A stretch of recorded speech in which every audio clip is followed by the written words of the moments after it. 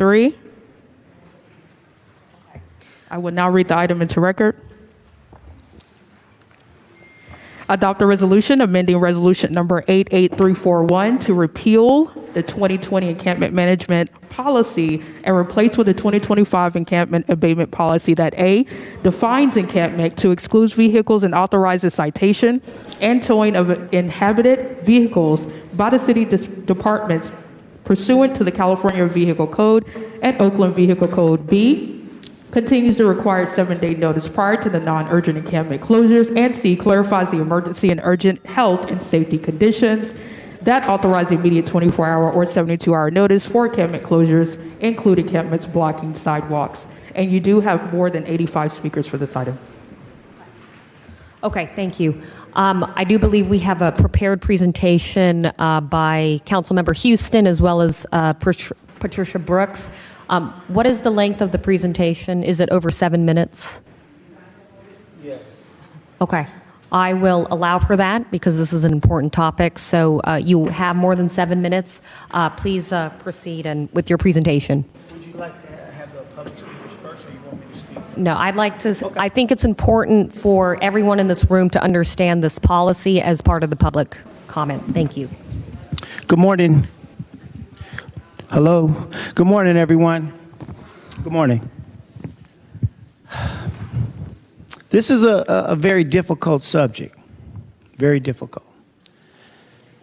But it has to be brought up, had to be brought up to the public. And I always say this with my colleagues, and I say this in the public. I say it all the time. I lead by personal experience. Personal experience. I had K-Top to put something up. Don't play it yet, K-Top.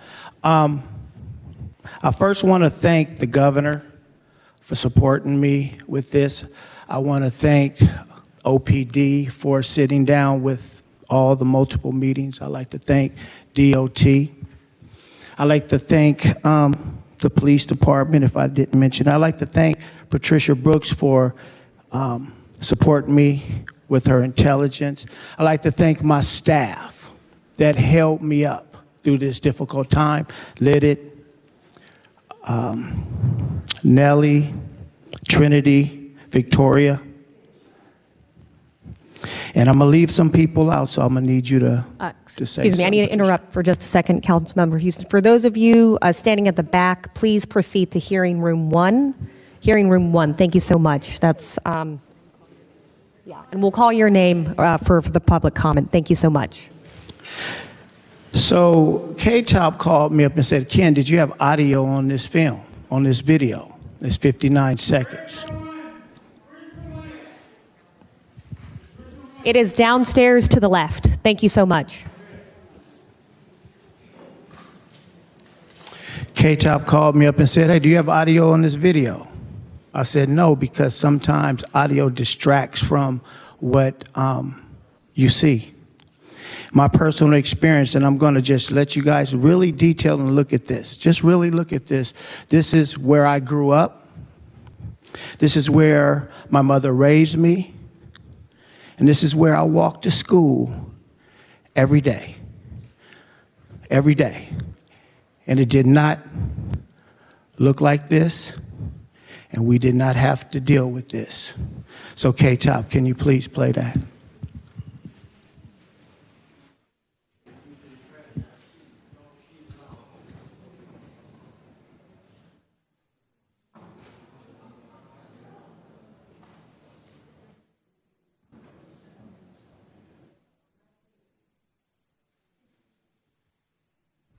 That's next to my mother's house, 88 years old as of yesterday. On a one-way street, they have to walk their back to traffic.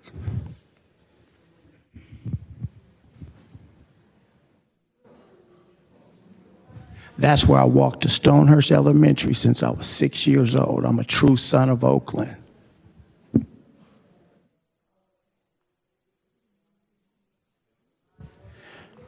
No child should have to. Let me say something. I'm not gonna interrupt you. Don't interrupt me. Shane. Please, order in the chamber, please. Please allow the speaker to proceed. Thank you.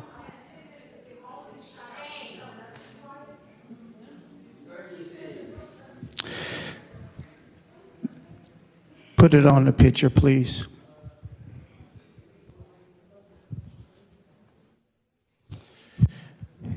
In 2016, I decided to go out and live with the homeless, unhoused.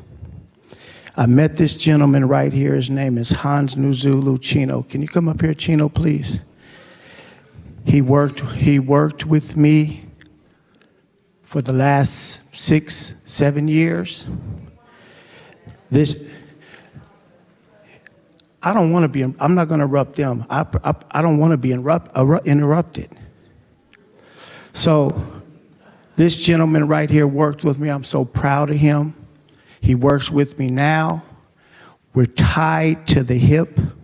He runs the private part of the 501c3 Beautification Council. This man sent his son to school. He was homeless for at least 6 years. Now he's thriving. Okay, Chino, can you go sit down real please? Can you play the next picture, please?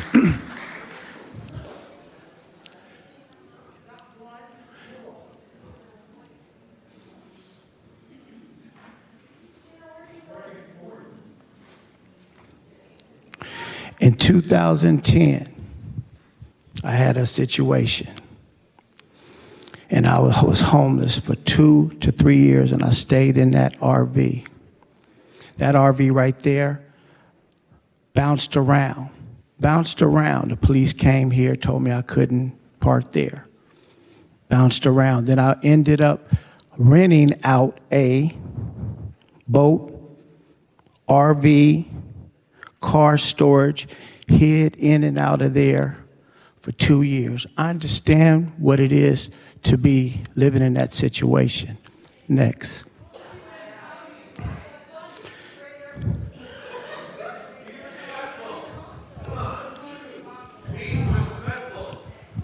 Please, order in the chamber. Order in the chamber, please.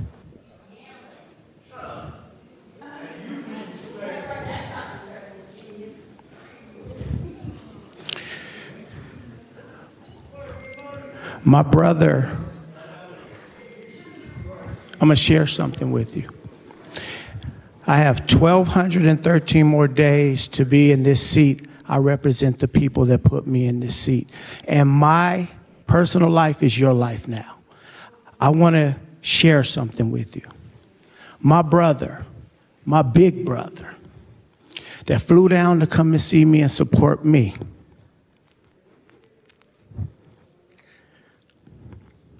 was homeless for 39 years. Ronald, stand up here, bro. I saw my mother cry every night. I saw her pray for this man. I know what it feels like. This is a difficult situation for me to be in. Ronald, thanks for coming. We're going to spend time with my 88-year-old mom on Friday, and I thank you for flying down to support me, brother.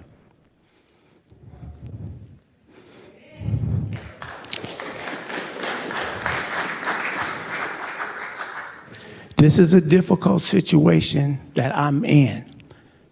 Someone has to take a bold stand. We cannot continue to live in this condition, and we cannot continue to let individuals live in this condition.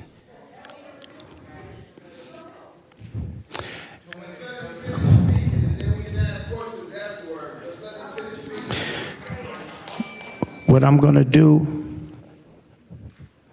K-Top, can you pull up the PowerPoint? Because I want Patricia Brooks to come up and speak to our encampment abatement policy.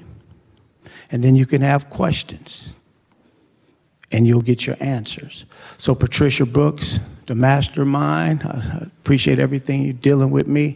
Can you present that? K-Top, can you pull that up, please? Testing. Thank you. Well, thanks everyone for coming here. Thank you all for the over 318 emails that we have received, at least to our office. Some for, some against, some the same letter just written over again. But this is democracy. This is democracy. And so, what we're going to do is provide the overview of Councilmember Houston's draft. And these are just the highlights, because everyone has a right to go to Legistar and take a look at it. And Councilmember Houston asked me to make sure that we didn't forget anyone. So we also would like to thank the City Attorney's Office, led by City Attorney Ryan Richardson. But the star of this has been City Attorney Ms. Jordan Flanders. We want to thank her. She's back here. You'll see her with the red hair. We also want to thank other cities and jurisdictions for assisting us. And so with that, we'll go ahead and get started.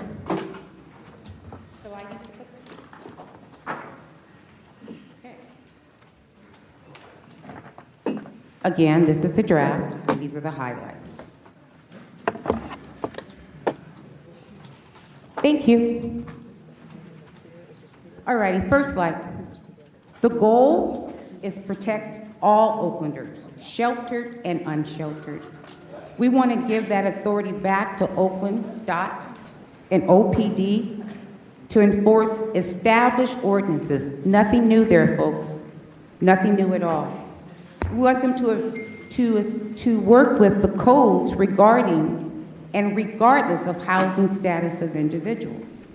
We want to remove criminal activities in encampments, RVs, campers, through standard investigations. We want to enforce the California Vehicle Code to remove impound vehicles when health and safety or traffic impeding conditions are present. And we also want to reduce health and safety environmental negative outcomes from encampments. Now, how do we want to do this? Well, we want to do this by balancing compassion with public safety, health, and equity. That's exactly what the governor said to do as well. The city will continue, and I want to repeat this, we will continue to model housing first priorities. It does the city no good to have people on the street. When housing's available, the city will make every effort and also every reasonable effort to house individuals. We want to reclaim, thank you. I'm going to continue. You'll have your chance if you put your speaker card in to speak. We want to reclaim and preserve public spaces. That would be parks, tot lots, play structures, sideways, sidewalks for all Oaklanders, regardless of housing status. We want to define high and low sensitivity areas. High sensitivity areas, which were formerly designated by the City Council. Please, order in the chamber. Okay, thank you. We also want to focus on low sensitivity areas. Let me make sure I'm on this. Yep. We want to ensure that we define these locations. I missed my page, sorry. Where encampments create serious health and or safety risks, such as damage to important infrastructures, blocking public spaces or services, blocking homes or businesses, and blocking emergency access or streets. The city will prioritize maintaining high sensitivity areas free of encampments, parks with playgrounds or tot lots, protected waterways, schools, and child care centers, residences and businesses, and high fire severity zones, and critical infrastructure. We also have low sensitivity areas where that's not going to be the focus of abatement. All other areas not designated as high sensitivity areas, encampments in low sensitivity areas, they still have to meet standards, meaning no obstructing emergency ingress and egress, no obstructing on bike and ADA routes, So we won't have seniors who are not able to move on the streets. No gray or black water dumping because it affects our waterways. Encampment boundaries must not exceed 12 by 12.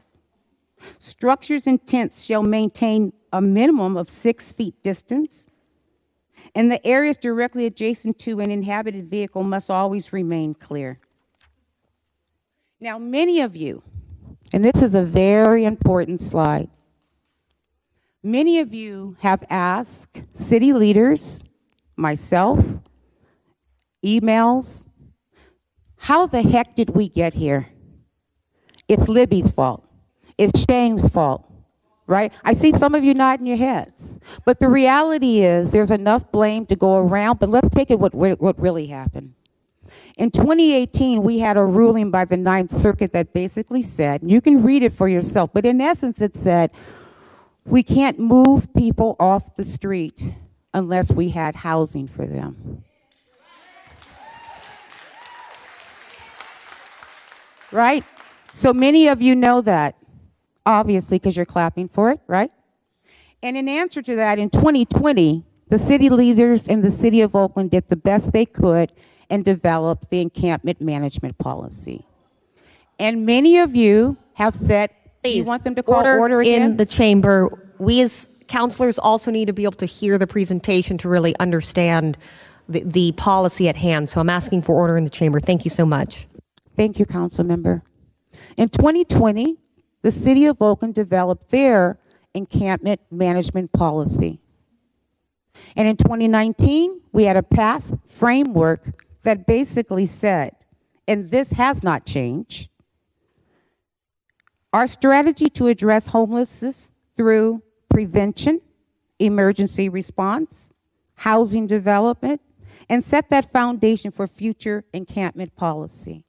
That's what was said. But things changed. So for all of those who were clapping, things changed in 2024.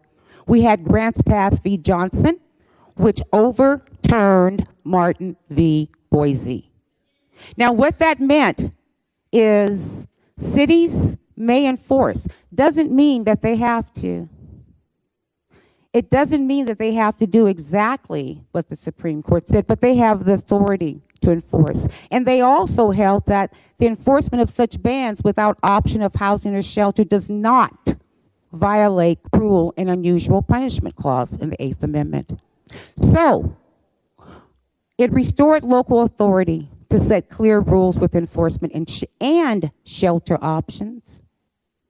And it really removed that legal uncertainty that we had to house before we abated. However, the city of Oakland has always put housing first. In 2025, Order in the chamber. thank you. In 2025, Councilmember Houston developed the encampment abatement policy as a draft. It builds on the ruling from the Supreme Court, and it relies heavily on Measure W funding to support housing for unsheltered individuals. It aims to restore public health and safety in Oakland, and it does indeed mark a shift from managing encampments to actively reclaiming and restoring public spaces, and it balances enforcement with shelter and treatment pathways. Now, we've also heard about, well, we need to consider equity. And indeed we have. Can we put up that slide, please? Thank you. Here we are looking at, which often people fail to recognize, this is the point in time count, not done by the city of Oakland, done by Alameda County. And if you take a look at that, you'll notice something really strange. There's a box at the top right there, and that box says 58% of Alameda County's unsheltered reside in Oakland. Know that Oakland is only 29% of the county. So there are a lot of people here that are unsheltered that reside in our county. I see you. Thank you. I see And you. Patricia, just to note, you are over the time limit now. Yep, I'm almost done. How much longer do you need? About 3 slides. Okay, please proceed and do it expeditiously.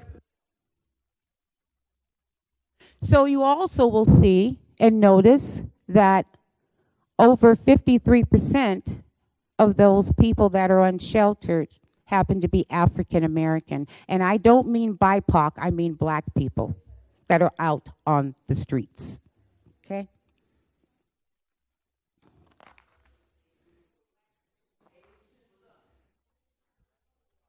You can go.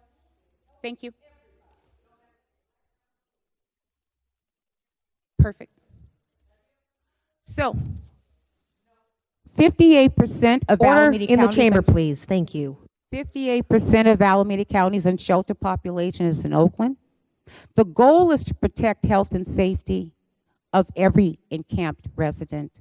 We want to prevent disproportionate impacts on BIPOC neighborhoods. And we also want to provide the semi-annual review by the Department of Race and Equity. That wasn't done in the encampment management plan, but we do expect that to be done in this plan.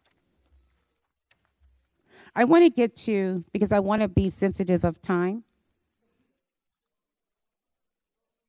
For purposes of the EAT, and we've also had some recommendations to change that, and Councilmember Houston is willing to, but that's any tents, makeshift structures on public property or in the right-of-way where 2 or more households live for more than 48 hours and excludes vehicles even if occupied by persons.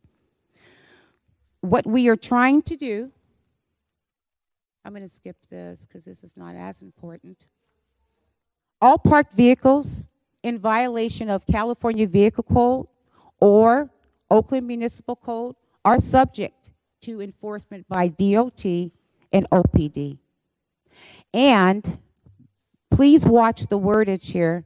The EAT may request DOT and OPD to tag and tow vehicles in connection with encampment cleaning and closure operations. DOT and OPD are encouraged but not required to coordinate with the EAT to address inhabited vehicles when tents or makeshift structures surround such vehicles.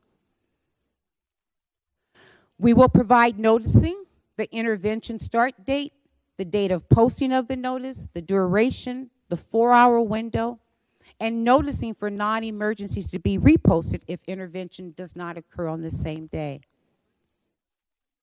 The city will respect and protect an individual's rights to their property. The city of Oakland has always done this.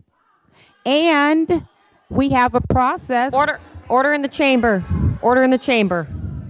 Anyone who continues to be disruptive, we will remove people. So please, order in the chamber. Thank you. Thank you. Everyone will have the right to vocalize their disagreement with what was just stated during the public comment. Okay? Thank you. And the city will make reasonable efforts to store up to 1 cubic yard of personal property. So, I've shortened this because I know that everyone has a lot of questions and a lot of comments. And so let me close with this. There is nothing in this policy that criminalizes homelessness. There is nothing in this policy that is cruel and unusual punishment. Thank you. Order. And that, Order. as I said, is democracy, where in fact you'll have your chance to say what you need to say. We will be here until such time. So listen, Oakland. Order. Yes. She's called order. Please, let's let Patricia finalize her statements, and then we will move to public comment where people can vocalize their disagreements with what has just been stated by the presenter. All righty, folks. Oakland is a city with a deep spirit of resilience, compassion, and unity. We know our neighbors by name. We care about our communities, and we want to see every person thrive. Yet, today, we face a painful reality. Too many of our brothers and sisters are living on our streets, in tents, in cars, or in RVs, or makeshift shelters. This is not the Oakland any of us want to accept as normal. And it is not the Oakland, the future we want to leave to our children. We also know that this conversation is not easy. For some, policies like the encampment abatement policy may feel harsh, even heartless. But we must ask ourselves, what is truly heartless? Is it turning away and letting people live without safety, without sanitation, without hope, thank you? Or is it stepping forward, even in controversy, to create healthier, safer conditions for everyone? This policy was born from the recognition that compassion cannot exist without responsibility. We must protect our neighborhoods, our schools, our parks, and yes, our most vulnerable residents too. This work... Order in the chamber, please. We will remove anyone who continues to be disruptive, okay? You will have your chance to, again, as this works in a democracy, to vocalize your disagreements at your time in public comment. This work is about healing our city together. It's about believing that every Oaklander deserves more than survival on the sidewalk. Patricia, if I may, I just want to chime in because I think, hello, good morning, everyone. I'm Councilmember Rowena Brown. I want to just flag something for the public and also for you as well, Patricia, because some of the detailed questions that I will have for the administration and partners that are named in this policy, they must be addressed for the record. And so in the presentation, I would say starting from page 14 and actually going through the details of what is being changed and proposed so that the public has this transparency as to the changes that are being made and so that I can ask the key questions so that there's context. And so if it's all right with everyone that's here, we have to let Ms. Patricia get through the slide deck so that she can outline what are the proposed changes, and then we will go to public comment where you all can express based on what you've heard your feedback. And so that is the process that I would like to move us forward in. And then after public comment, then myself and my colleagues and maybe even some of my other council members that I believe are viewing online or will come into the chamber, then we're going to have more of a robust dialogue. So I just wanted to outline that so that you all have more transparency into the process of when you join these committee meetings. And what was noted at the onset is that given that there is so much public comment here today, we are limiting the comment to 60 seconds. But of course, if there's a group of you that all have a shared opinion, then come up as a group to offer that opinion. So I just kind of wanted to outline kind of like the process that we are trying to undertake so that we understand all of the changes that are being proposed. And then then you have a full understanding of all of the information. And then on that note, you can hold us all accountable. Does that sound okay? No, I'm sorry. We cannot. We only entertain public comment through the speaker in order to have some structure and order to these meetings. As Councilmember Brown noted, if we cannot get through this impedes our ability as council members to deliberate on the policy that is being presented before us. Patricia, if you have any last remaining things, let's. And to Councilmember Brown, when we get to those specific changes, it would only be prudent if Attorney Flanders would address those as well, as just so you know, as this has been reviewed by the OCA. Okay? Okay, so this work is about healing our city together. It's about believing that every Oaklander deserves more than survival on the sidewalk, and that families deserve safe public spaces to gather and grow. It's about facing hard truths and still choosing love in the form of action. The 2025 EAP is not the end of the story. It is a step towards reclaiming dignity, restoring balance, and building an Oakland where every one of us has a place to call home. Thank you, Council. Thank you.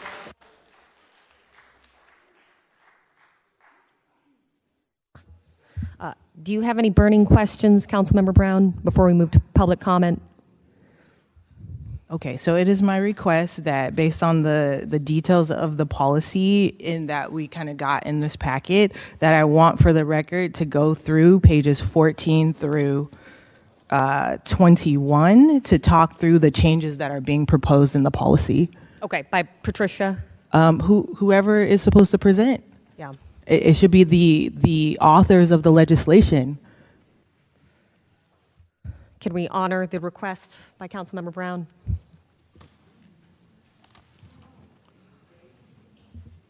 I think that's either Patricia or Councilmember Houston. If the slides that were noted, Councilmember Brown, can you note the slides again? 14 through 21, so that the public knows exactly what are the proposed changes.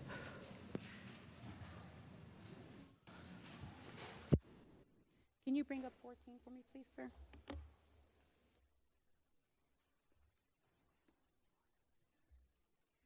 Okay.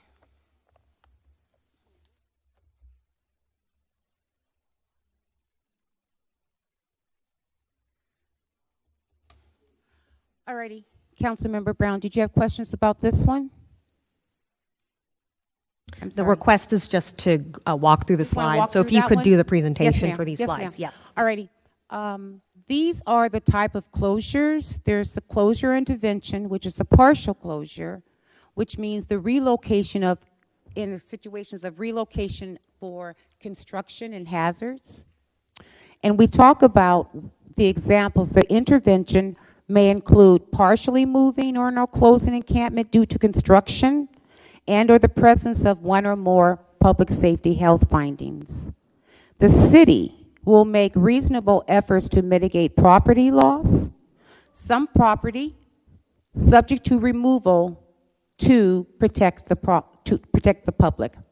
When shelter is available, the city with other public agencies, service providers will make offers of shelter and or alternative housing to all affected encamped individuals. That is the goal, Councilmember Brown. That has been the goal. That will continue to be the goal, especially under Measure W. I'll go to the next one. That's partial closure, okay. Closure intervention for a full closure. That's the full removal from high sensitivity areas, not low sensitivity, high sensitivity areas. The intervention for full closure of encampments due to location within a high sensitivity zone, construction space, or work zone. Again, the city will make reasonable efforts to mitigate property loss. Some property may be subject to removal to protect the property, and of course, I'll allow DOT and OPD to talk about that. And of course, when shelter is available, the city will make every offer with the agency, service providers. Again, same language, to provide shelters. Again, we're housing first. That's always the goal. Next one. Oh my goodness. Sorry about that. Closure intervention. Re-encampment closure, expedited closure, intervention when encampment arises on the same site, within the same block, on either side of the street, within 60 days of prior notice of partial or full closure, re-encampment subject to closure within 72 hours. That's for re-encampment. Individuals return to the same or similar encampment location with no encampment or no parking signs may be subject to citation and or arrest. The next slide. All parked vehicles in violation of CVC, which is California Vehicle Code, or Oakland Municipal, are subject to enforcement by the Department of Transportation and the Oakland Police Department. The EAT may request DOT and OPD to tag and tow vehicles in connection with the encampment cleaning and closure operations. DOT and OPD encourage, but not required, to coordinate with EAT to address inhabited vehicles when tents or makeshift structures surround such vehicles. Next slide. While this is pretty much from the former policy, we just lay it out exactly what emergencies are. They're catastrophic events, natural disasters, earthquake, things of that nature. There's a same-day closure, active fires with 24 hours, criminal investigations, encampments attached to business, residential structures, imminent active destruction to critical infrastructure, and that means light poles. That means dumping of hazardous waste into drainage systems, dumping over by Lake Merritt into the waterways. Whew, it's going up and down. I'm trying to stay with it. Obstructions of traffic lanes, including bike lanes, on and off ramps. What's a non-emergency intervention? Well, that's when we do the deep cleaning and the re-encampment closures. We're going to give minimum 72 hours because we don't believe in allowing for non-sanitary environments unless emergency and urgent public health or public safety concerns present. We have a partial closure and closures with minimum 7-day notice. And noticing will be in writing in multiple language and verbally communicated to encampment residents when feasible.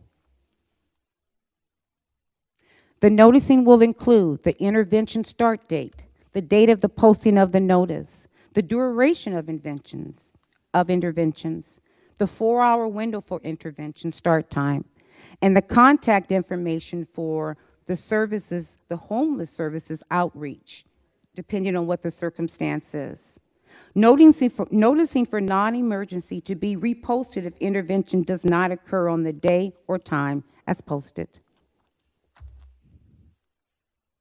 And 21, which we went over, but I think it's more important to say, the city has under Morale been storing, but the city will continue to respect and protect the individual's rights. That's very important. That's indeed what the governor said as well in his model ordinance. Following applicable local, state, and federal laws, we will honor Morale v. City of Oakland. And for any such property, the city will make reasonable efforts to store up to 1 cubic yard. The property without clear ownership or not abandoned, the property with known ownership or the owner cannot transport, the city to follow existing Oakland Public Works storage protocols, and Alameda County Sheriff's Department will set any and all rules regarding property storage at their facilities. That, ma'am, hasn't even changed. The city has been doing that, and they will continue to do that. And that's slide 21, Councilmember Brown. Okay, thank you so much, You're welcome. Patricia.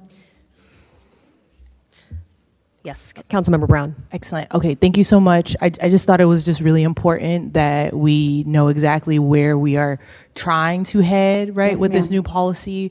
I think also what I was maybe hoping for was more of a compare and contrast to the 2020 policy and the 2025, right? So that the public can also kind of know those changes.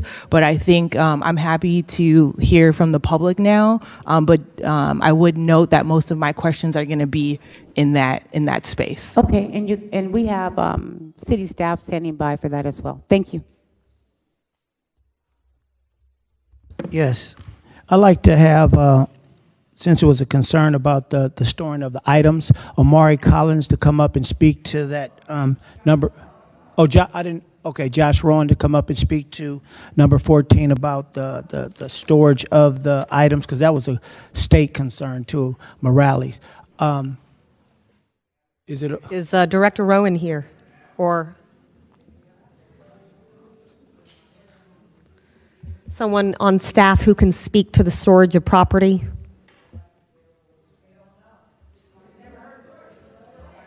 I think I see Amari. Where's Amari Collins? Can he come up, speak to this, please?